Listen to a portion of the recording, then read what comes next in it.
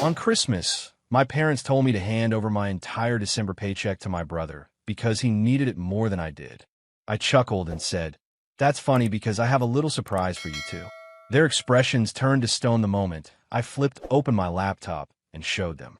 Christmas dinner was always supposed to be about warmth, laughter, and way too much food. At least, that's what it used to mean for me. But this year, it became something entirely different. It was the moment everything unraveled. The moment years of favoritism, guilt-tripping, and entitled demands finally exploded. And for once, I wasn't the one left empty-handed. I had always known I wasn't the favorite. That title belonged to my younger brother, Nathan. My parents spoiled him, protected him, and cleaned up every mess he made. Meanwhile, I was the responsible one, the one who never asked for anything, the one who got used to hearing, "Well, Nathan needs it more." I fought tooth and nail to get where I am today. Paid my way through college with scholarships and side hustles. Took extra shifts, climbed the corporate ranks, and after years of struggle, finally landed a job that paid me what I deserved. And this December, I received my biggest paycheck yet. I didn't even mention it to my parents, but they found out. We were seated around the Christmas table, passing food, making polite conversation, when my mom leaned in with that artificial sweetness in her voice, the one she always used before making an unreasonable request. "So," she said, glancing at my dad. "We were thinking that phrase was never a good sign. Since you got that generous salary this month, we thought it would be really kind of you to give it to Nathan. He's been having such a hard time lately." I blinked. For a moment, I thought she was joking. I let out a short laugh and said, "That's funny because I have a surprise for you too." Their faces brightened slightly, probably expecting me to announce something generous. That's when I pulled out my laptop. I had spent months collecting proof, screenshots, receipts, emails, everything. I turned the screen toward them. Silence. My mother's fake smile froze. My father's face turned pale. And Nathan? Up until that moment, he had been grinning like he always did when he thought he was getting away with something. But suddenly, he looked like a deer caught in headlights. See, what they never realized, what they never even bothered to ask, was that I had been keeping track. Every time they took money from me, every loan they swore they'd pay back, but never did. Every so-called emergency that just so happened to benefit Nathan. But that wasn't even the worst part. I had something else. Something that would make sure they never tried to take another cent from me again. I took a slow breath, leaned back in my chair, and said, "I hope you're ready for this." My mom's hand trembled as she reached for her wine glass. My dad clenched his jaw so tight I thought his teeth might shatter. And Nathan? He was already looking for an escape, shifting uncomfortably, his eyes darting around like a cornered rat. I let the silence drag out. Let them sweat. Then I tapped the screen. "This," I said calmly, "is every bank transfer I've ever sent you. Every so-called loan that was never repaid. Every urgent expense you needed help with because Nathan was struggling." I scrolled down. The numbers stacked up. Thousands. Tens of thousands. My mom opened her mouth to protest, but I lifted a hand. "I'm not done." I clicked on the next file. "This," I continued, "is Nathan's credit card history." Nathan sucked in a sharp breath. "How the hell did you?" I cut him off. "You're not as smart as you think you are." He had no idea I had access to his statements. No idea that while my parents were begging me for money to help him, Nathan was out blowing cash at bars, buying overpriced sneakers, and taking luxury vacations. I had screenshots of his social media posts, flashing bottles of champagne at exclusive clubs, jetting off to Miami, Vegas, Cancun. I even had a picture of him showing off a brand new gaming setup, one that cost more than my rent. My mom turned to him, her voice barely above a whisper. "Is this true?" Nathan scoffed. "It's not that serious." I let out a cold laugh. "Oh, but it is. And do you know why?" I clicked on the final folder. For the first time, my father spoke. What else could there possibly be? I turned the screen back to them, and this time, they had no way out. "This," I said, my tone firm, "is a breakdown of every mortgage payment I've covered for this house. The same house you assured me was fully paid off." My mom turned ghostly pale. My dad let out a slow, measured breath, his grip tightening on the table as if he were considering flipping it over. "Yeah, that's right. I figured it out. A year ago, my parents showed up at my door in tears, claiming they were at risk of losing their home. They begged for help, promised they only needed a little push to get back on track. I was hesitant, but I couldn't stomach the idea of them being homeless. So I gave. Again, and again, and again, until I started asking questions. I dug a little deeper, and that's when I uncovered the truth. The house was never at risk. The money? It vanished. Tell me, Nathan, where did it go? My parents had funneled every last cent straight to him. His supposed struggles? A complete fabrication. That cash had been funding his weekend getaways, his reckless spending, his nights out. I leaned back in my chair, arms crossed. So, explain to me one more time, I said, my voice cold as ice. Why should I give him my December salary? The silence was suffocating. The only sound was the ticking of the kitchen clock, each second dragging out longer than the last. Then, my father finally spoke, his voice sharp, controlled. You went behind our backs. I let out a humorless chuckle. Behind your backs? No, you went behind mine. You stole from me. Nathan slammed a hand against the table. You're overreacting, he snapped. This isn't a big deal. I stared at him, my patience long gone. You all lied to me, over and over. And you expected me to just keep handing over my money while you wasted it on this. I gestured at him. This parasite. Nathan shot up from his seat. I'm not a parasite. My father stood too, pressing both hands against the table. Sit. Down. Nathan hesitated, but something in my dad's voice made him drop back into his chair, seething. My mom reached out, her voice soft, pleading. Sweetheart, you don't understand. I pulled my arm away. No, you don't understand. I pointed at my laptop. I have evidence. Every single thing you did. I leaned in slightly, lower my voice. And now, you're going to pay me back. Their faces crumbled. Yeah, they weren't expecting that. For the first time, I had the upper hand. And I wasn't stopping there.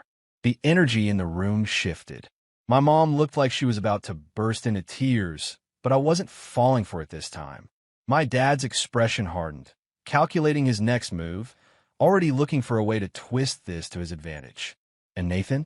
His hands were clenched so tightly his knuckles had turned white. You seriously expect us to pay you back? My dad finally asked, voice calm but laced with irritation. I nodded.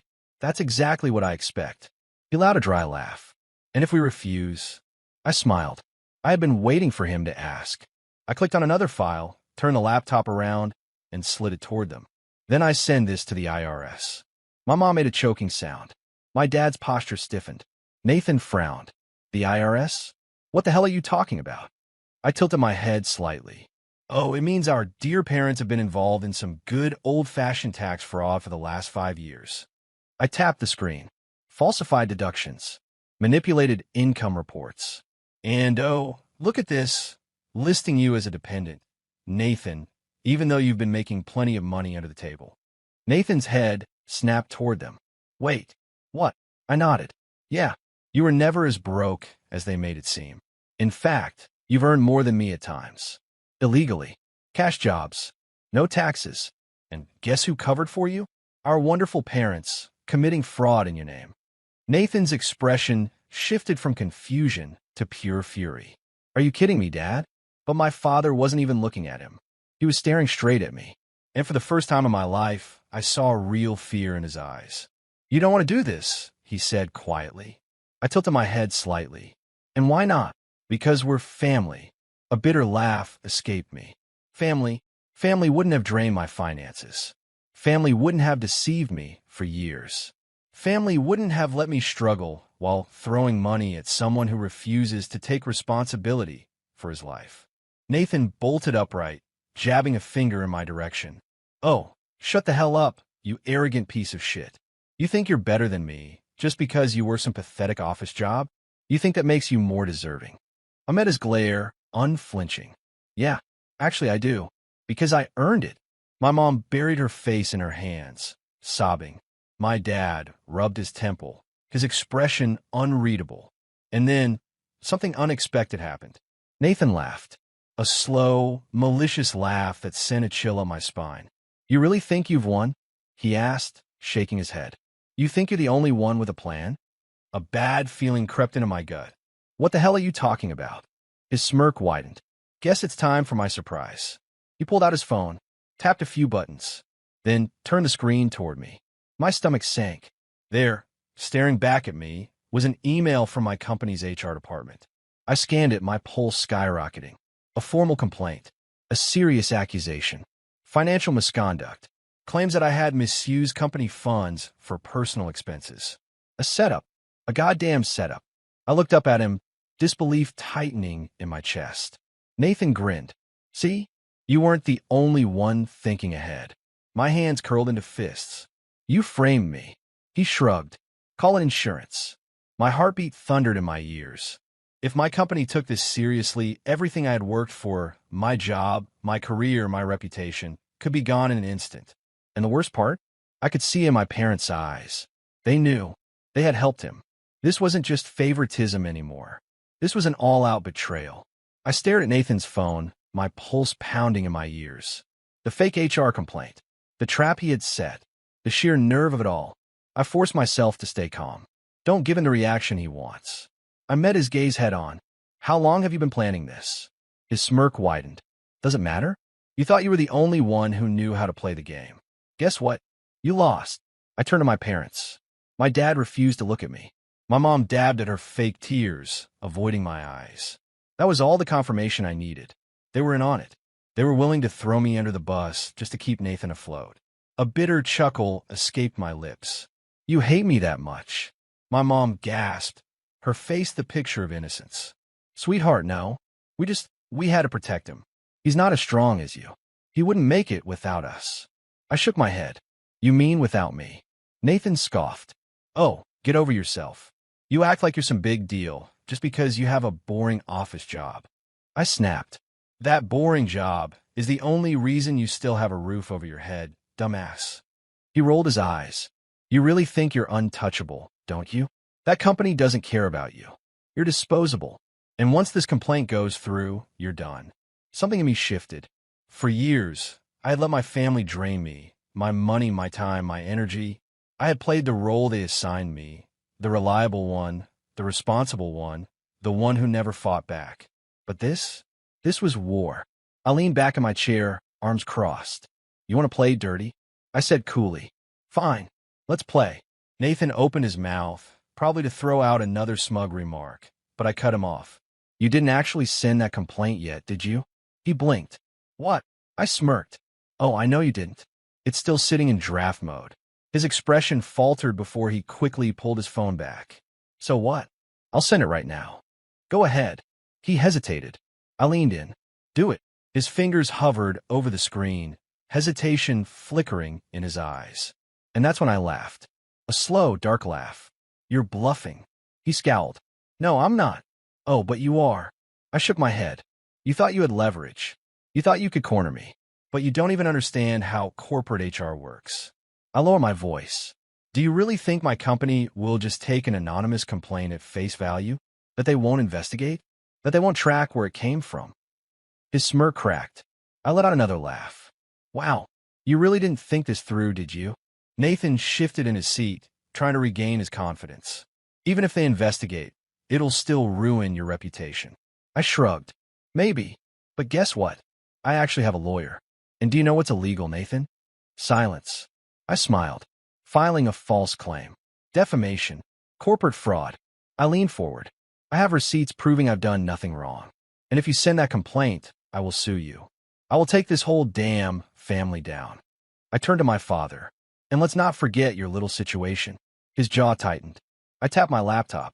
All it takes is one email to the IRS, and suddenly, you're dealing with an audit. Fines. Maybe even prison time. My mom gasped. You wouldn't. I tilted my head. Why not? You had no problem letting Nathan try to destroy my career. Why should I protect you?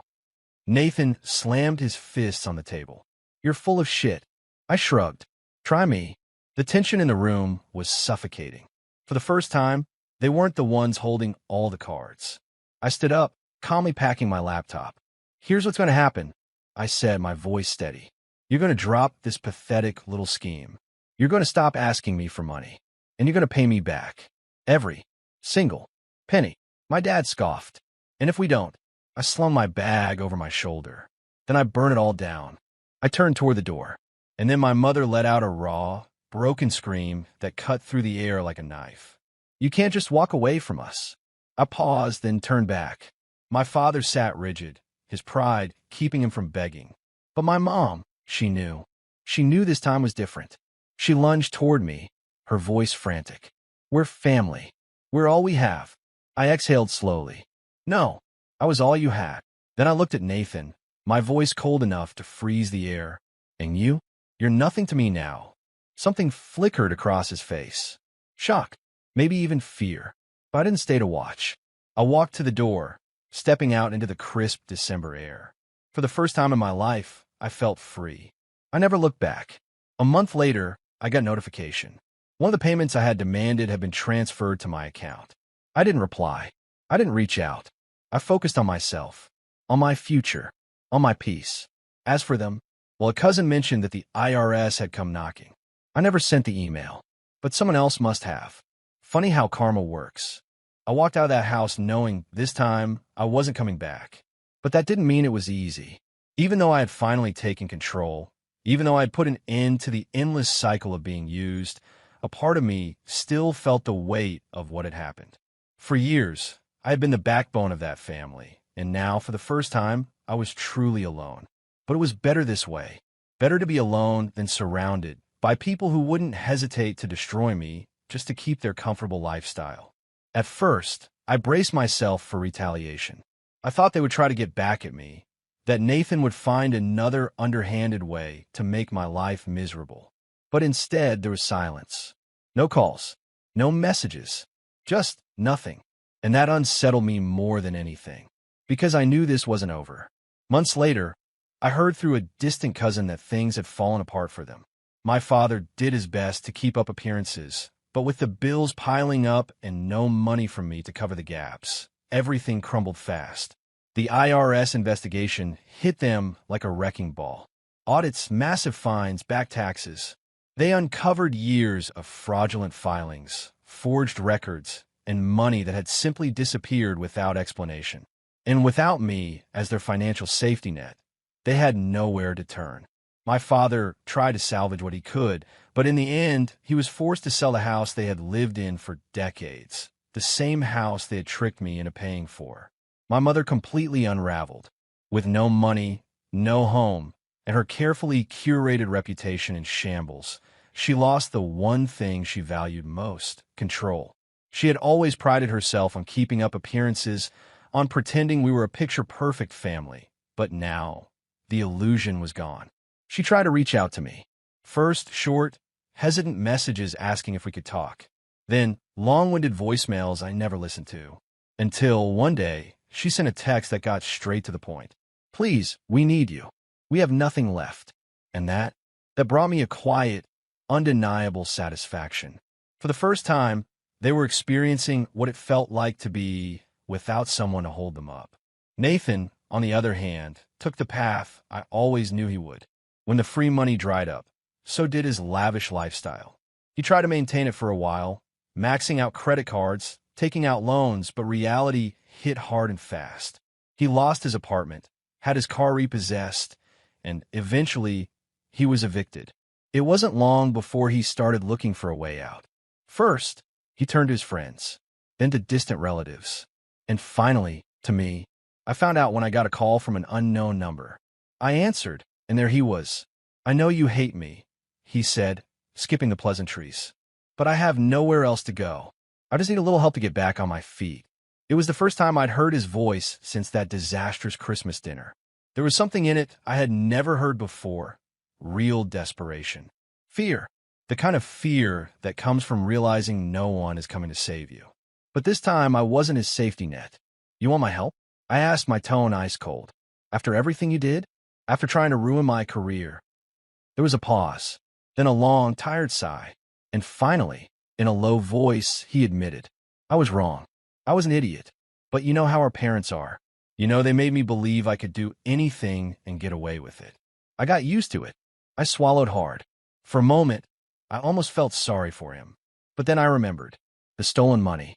The lies. The trap he had tried to set for me. You're right, I said. You'd get used to it. But I'm not playing that game anymore. Figure out yourself. I hung up before he could say another word. I never heard from him again. As for me, life moved forward. Without the weight of my family dragging me down, I finally focused on what mattered, my own future. I poured myself into my career, traveled, and enjoyed a level of freedom I had never known before. And you know what? I had never been happier. For the first time in my life, everything I achieved was truly mine. No one demanding a piece of it. No one taking advantage of me. No one twisting my kindness into obligation. Just me and my peace. People sometimes ask if I regret it, if I miss my family. My answer is always the same. No, because real family doesn't steal from you. They don't lie to you. They don't tear you down for their own benefit. What I had wasn't a family. They were parasites. And now, for the first time, I am free.